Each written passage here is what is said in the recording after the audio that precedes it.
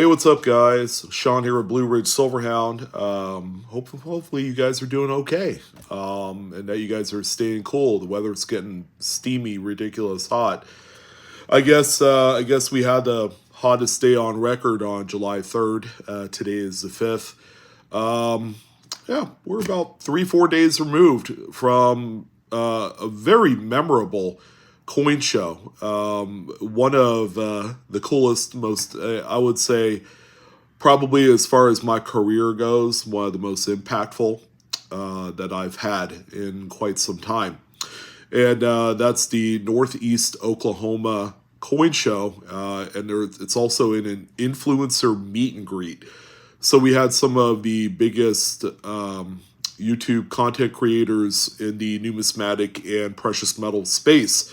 Some of these names might be familiar to you, and I wanted to do a personal shout out to some of these guys that were there. Now, along with myself, we did have the rest of the live coin Q&A panel, which is a completely separate YouTube channel that's dedicated to servicing folks that have questions on their coins, currency, and various things like that. All right, so we had Paul Bloom in attendance, Adam Chambers, who goes by Coins and Ghouls on YouTube and Coins Ghouls on Whatnot. He and I did a Whatnot live stream on the final day of the event.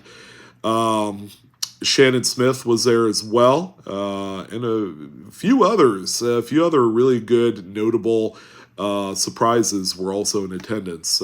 Shay Hoffmaster was there as well. We haven't seen him in quite some time. Eric Bartholomew, another previous live coin Q&A panel member. Hopefully he's going to come back. He's just now getting back into the hobby.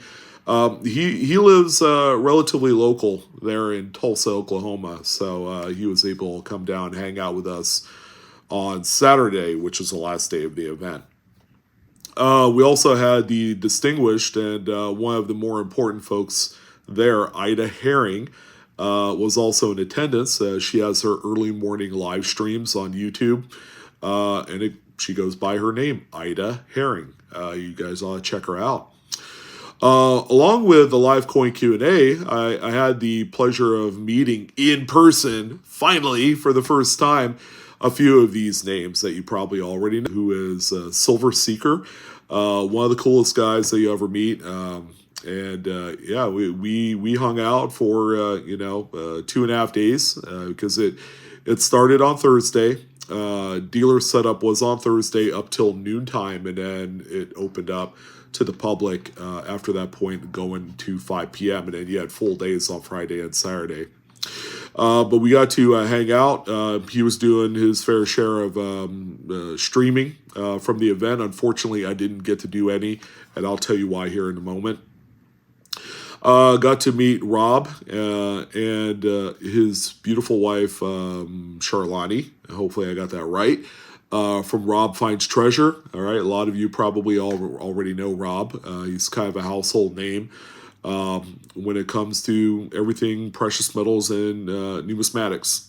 Great guy, great personality. He's as pleasant in person as he is on video. So I just want to say that. I've never personally collaborated with either of these gentlemen. Hopefully that's a change in the future. We'll see. So, pleasure meeting you guys. Keith from Coin Crew was there as well. Rowan from Ravenhawk Coins was also there as well. I got to meet for the first time Mad Stacker, who is a really cool gentleman. Made the trek from Texas to Oklahoma for this event, so glad to see him there. I also threw in a little shout out to him on my community page of my channel, so go ahead and check that out. And then there were a number of other people in attendance as well. Original ATOG was there as well. He actually gave me a coin that we're going to be giving away on the live coin Q&A sometime here this month. It's a 2019 W West Point quarter, so really cool. Thank you, ATOG, for that. And who else was there? There were a few other guys that were there. I did get to meet a few people that came down that didn't have an official table at the event. Victor from Currency Collector Searcher I also made a post about him in the community tab. You guys ought to check out his channel. He focuses on the currency market, most specifically fancy serial numbers. All right, that's kind of like his bread and butter. Same with Kingdom Currency as well, although Sam wasn't there in attendance. And there were a number of other folks that came by there. So we're doing kind of a good, bad, and ugly for this video to kind of highlight, what went good, what was bad, and was there anything ugly. You'd be surprised. I actually have one thing that was particularly ugly that sucks. Just stay tuned. We're going to talk a little bit about that here momentarily. Before we get into the good, bad, and the ugly, I wanted to share a few things that I did pick up. I didn't have a lot of opportunity to cherry pick coins because I was talking with a lot of folks that came by to see me specifically. Don't mean to toot my own horn. I've been around for 12 years and did very few show circuits and kind of did them kind of low key. It was mostly me going to a show and not so much meeting other patrons, but usually just going out and, trying to find coins for my collection, to cherry pick coins as well, for my collection.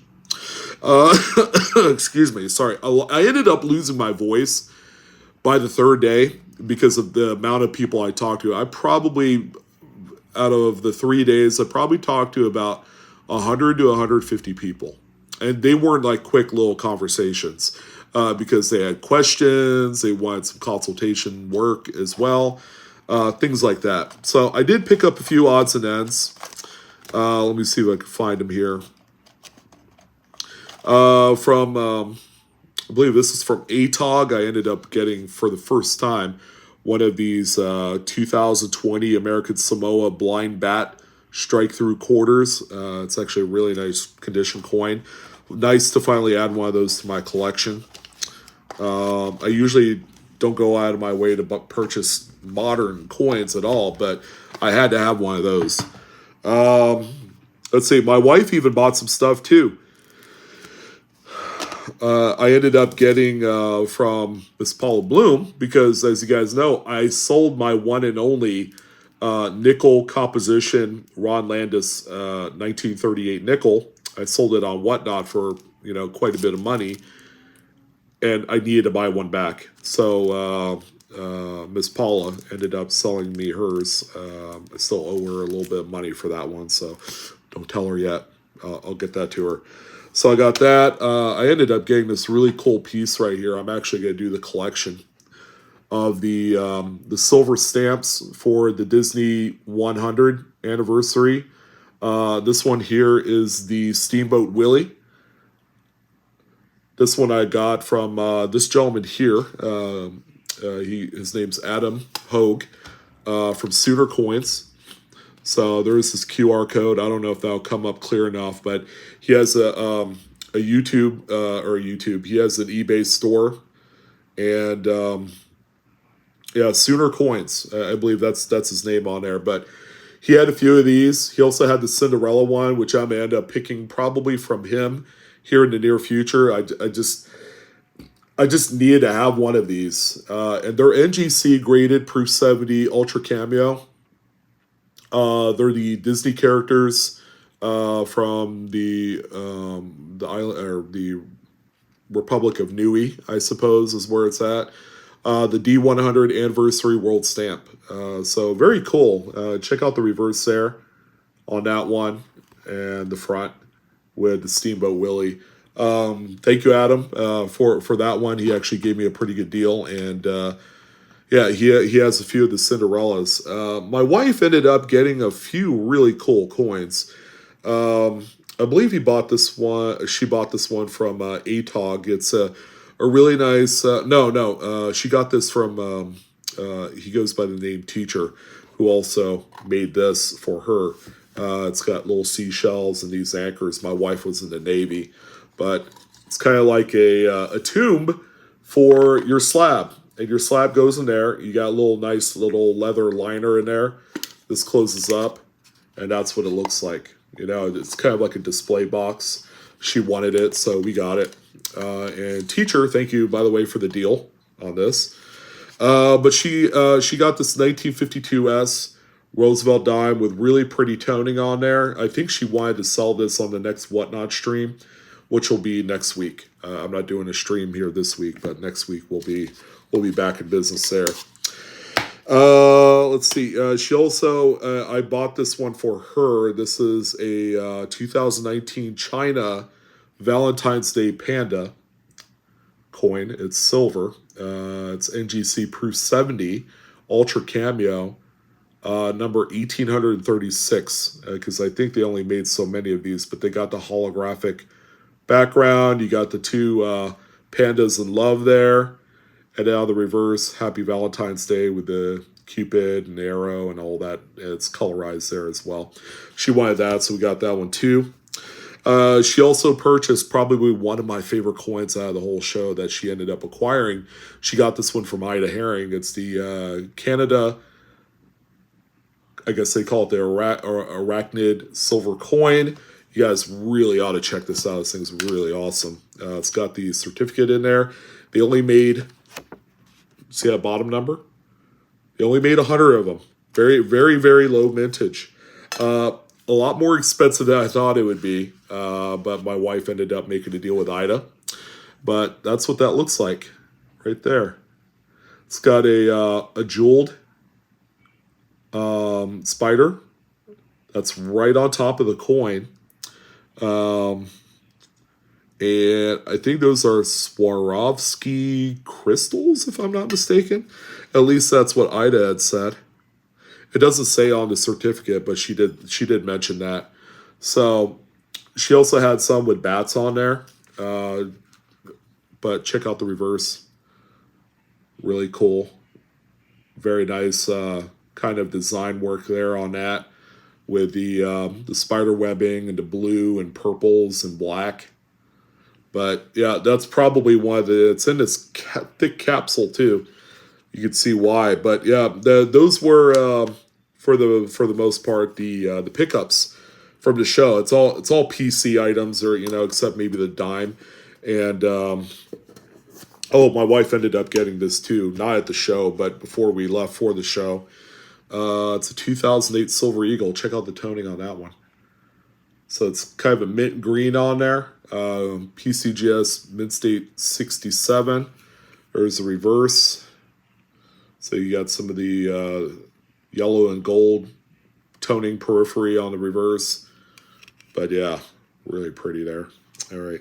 So those were the things that we ended up picking up during the event. Also had a few that I was trying to sell. I had a 23 Super Toner piece dollar there as well. Almost sold this one. I ended up selling a few pieces. 29/7 cap bust $50 PCGS XF40. Really pretty coin. Any of you interested, send me a message. Also got the 1851 over 81 braided hair large cent. Great variety. Beautiful coin. Nice problem-free grade. And, a few odds and ends. And these are all things, again, that I picked up, either during the show or just before the show. So that was kind of a look at some of the pickups for the event. So let's go into, some of the things that went good during the event. Because there was a good fair amount of it. There were a good amount of dealers there in attendance. Thursday wasn't particularly busy. Friday was not too bad. It had its spurts. And then Saturday, it was actually quite busy. I wasn't at the last year's show. This is only the fourth year that they've done the influencer meet and greet and the coin dealer or the coin show combo for this event. Mike from Mid-America Coins, who also has a YouTube channel, but is located in Oklahoma as well, spearheaded the event. And I thought he did a really good job. The previous event in Grove, Oklahoma was a little bit smaller venue. This new venue is huge. I personally probably would say that it's maybe too big because we had a lot of empty tables. I wasn't sure, and I was trying to get some intel as to whether or not there were supposed to be more people, more YouTube influencers or other dealers that were supposed to fill up those tables, but never really got the answers I needed. So I'm just going to assume that they just had more tables than what they needed. Some of the tables went to good use, for just people to hang out and sit down and chat and all that stuff. Uh, but the good part is that there was a nice healthy mix of dealers and also the influencers. We had a lot of great people. I'd like to see bigger influencers, more influencers in general come in. I mean, Justin, Couch Collectibles, I don't know if you're hearing this, man, but, it'd been awesome to see you there. I'm sure that it would help out more than it would hurt your brand to be in attendance for something like that. And then there's just a fair amount of other people as well. Eric Miller, Coin Channel Tube. Don't know if you listen to these or not, but it'd be cool to see you there. You are probably the biggest coin influencer out there, especially on TikTok. The guy's got millions of people following him.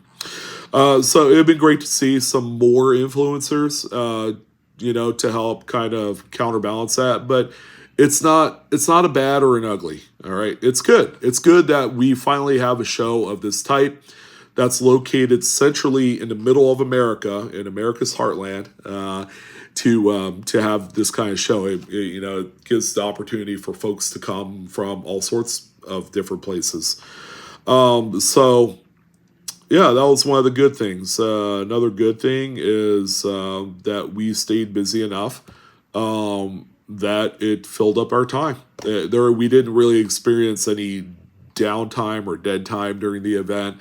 There was more than its fair share of people, and then with all the other influencers, we were able to just kind of chat and do our thing and talk about the industry and coins and precious metals and all that. So that was good. It even got to a point where we just had too many people we're talking to during the event.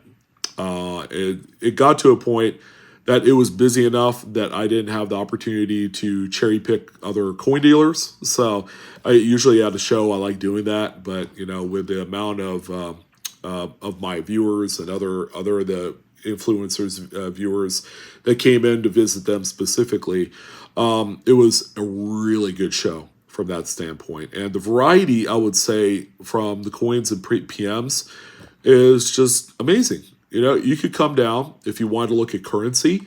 There were a number of dealers that dealt in currency. If you were looking specifically for precious metals, there was a great amount of dealers that dealt in PMs. If you were looking for errors and varieties, Brian Rains was there. He's one of the big top guys in errors and varieties. He was also in attendance but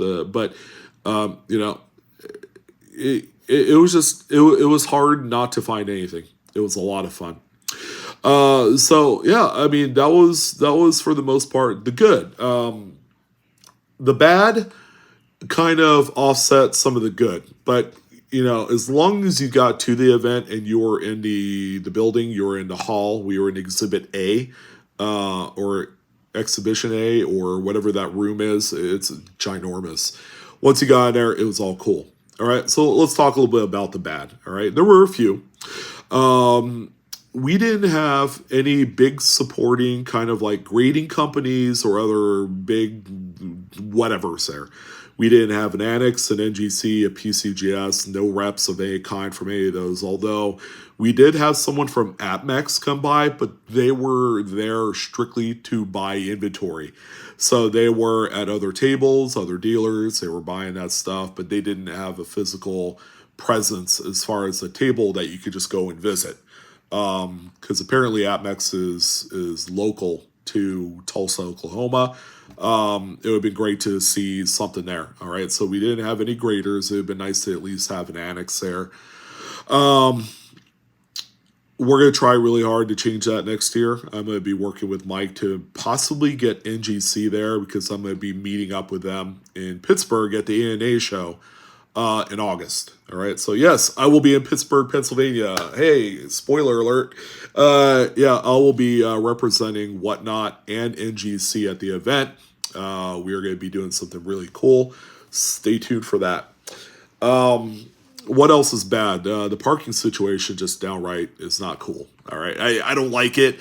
At first, people were under the impression that it cost $25 to park in the garage.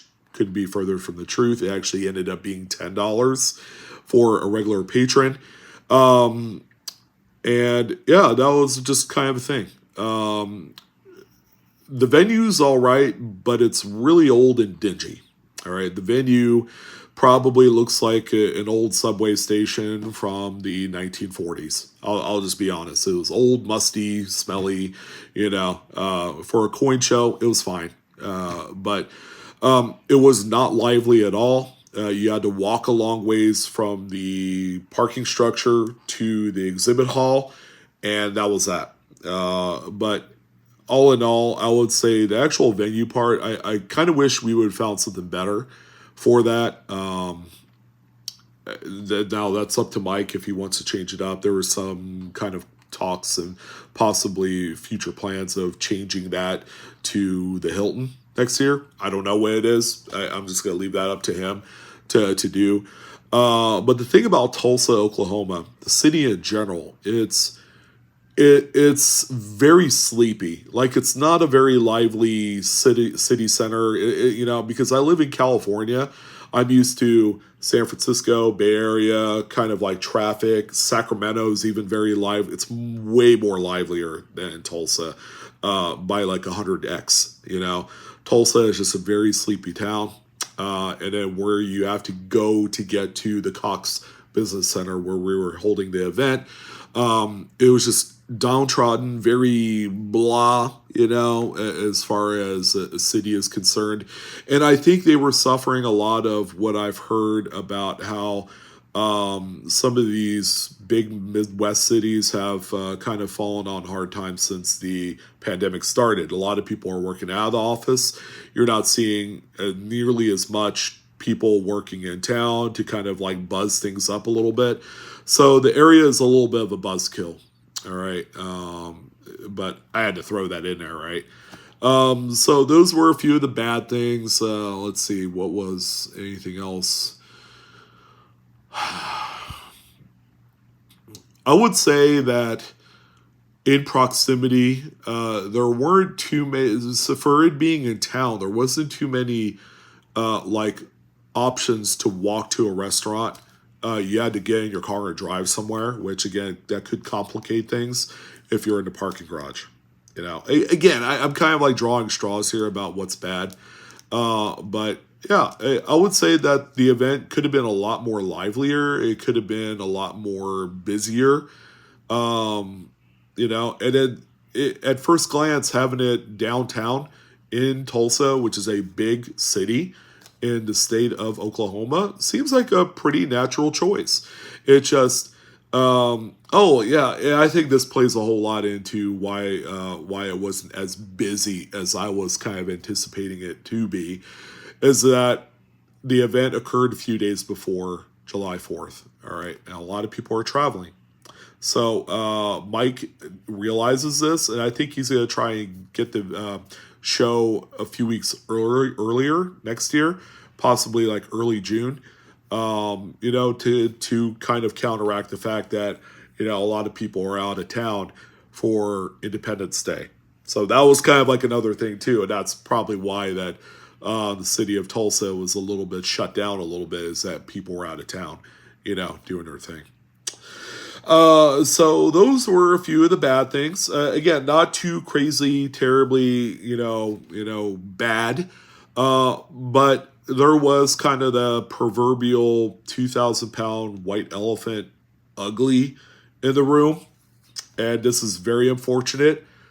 There were actually 2 recorded thefts. Both of them into grand larceny or grand theft kind of territory, like felonies. One of our good friends, Ida Herring, who had a lot of PMs to sell and a lot of like really expensive world mint type of silver and commemoratives, kind of like similar to this, only just on a whole new other level. She had some wildly expensive stuff. She ended up having a $900 item stolen from her case during the event. It was actually, I believe, on the first day, which was Thursday. That was the day of setup for the event. So she ended up getting something stolen, which is crazy because we actually had revolving 24-hour Tulsa County Sheriff's officers on the premises in the actual room, not only during the event, but when the event was closed for the night, there was always someone in there to kind of watch things. So that was disheartening. And there was also another dealer. Someone pulled the old switcheroo on him. They had a coin that was worth around $1,500, and I don't know if there was someone working in teams, but someone wanted to look at that specific coin, and they kind of like the dealer took his eye off the ball for a moment, and the guy ended up swapping the expensive coin with one that is not so expensive. It ended up being like a coin that was worth like $30, and he didn't know, the dealer didn't know about the switch until the next day when he looked in his case, and they're like, where did my expensive $1,500 coin go to? And then saw this other random coin, and he knows his inventory that he's never seen before take its place. So those were two instances of recorded theft. And it's kind of the evil when it comes to the show scene is that you always hear about instances of some sort of big theft of some sort, all like felony theft, like big time type of like bad Muju Magumbo type of crime happening. Because you always see it, you always hear about it. Someone getting like 20 grand in coins stolen because of some shady, underhanded stuff. For as I'm not going to say that this show was at all small or intimate, but boy, has it grown quite a bit in the 4 years that it's been around. Ended up being a little bit of a Debbie Downer type thing for the event. The show did go on, and it was just, it sucks. It was just one of those things that we don't want to ever plan on happening when we go to these events, because it's always about the positivity, the synergy of being able to be there and sell coins and talk to people and get to know them and all that. But when things happen like this, it just it's a little bit of a black eye, obviously, on not only the event but also the scene as well. So just a few things that kind of happened, that made it a little bit ugly. But overall, I probably give I give the whole thing. I would say, I was a little bit critical about the event the first like full day. And I was like, yeah, this feels like if I were to grade it, I'd give it a C. But after the final day and how busy it was, and all that, after everything had settled, I probably would give it a B. There's some things definitely that needs to be improved. A lot of it has to do with the venue and all that stuff. And another thing that I would probably put in the bad category that I didn't talk about is that usually at every coin show you have a person that sells supplies, right? Usually they're there for as long as you have the event. If it's a 3-day event, you'll have someone there that sells supplies and books and all that. Well, we ended up having a supply book person come by, but not until the last day of the show. All right. So they weren't there Thursday. They weren't there Friday. They were only there on Saturday. And I know a lot of people kind of like voiced their displeasure about not having a supply person, because there were other not only dealers but also patrons, collectors, who needed that type of dealer so that way they could buy two by twos and boxes and currency sleeves and things like that. They weren't there, or a magnifier. Not everyone sold magnifiers at the event, you know. So that sucked. You know, kind of bulked that into the whole lost opportunity of like having a notable coin grader on scene. Again, I wish there was like an annex there at the very least. Usually they do shows of this size. They just weren't there. Maybe that's just part of the planning, and you know, a few things that fell through the cracks at that point. So that is my overall take on the Northeast Oklahoma coin show. Sorry to keep it so long-winded. There was a lot of great stuff to talk about. You know, the new pickups are awesome. You know, just to let you guys know, I won't be doing a Whatnot stream, another coin auction until a week from this Friday. Thank you to everyone who participated in Always Unique Jen's two-part, because it went from 2 weeks, benefit auction event. She's very appreciative. She's still got a little ways to go, but she'll manage from this point forward to get the rest of what she needs. So, but thank you to everyone that participated in that. And hopefully you guys enjoyed this video. It was something that I've been longing to do since we got back into town. We've been back in town for 4 days now, so it's no excuse. But man, I was tired. These things are tiresome. And like I had mentioned, I will be at the Pittsburgh American Numismatic Association show. It's the World's Fair of Money. That's being held in Pittsburgh, Pennsylvania this year. I believe August 7th to the 10th, if I'm not mistaken. Or maybe it's a little bit longer than that, but it's going to be that first week of August. And I will be there on that Thursday to participate in the Whatnot and NGC event that they'll have going on. I'm going to be part of it. So I'll be working with those two companies. I'm going to be representing Whatnot, and, NGC will be there, and I'll get to meet everybody that works for them as well.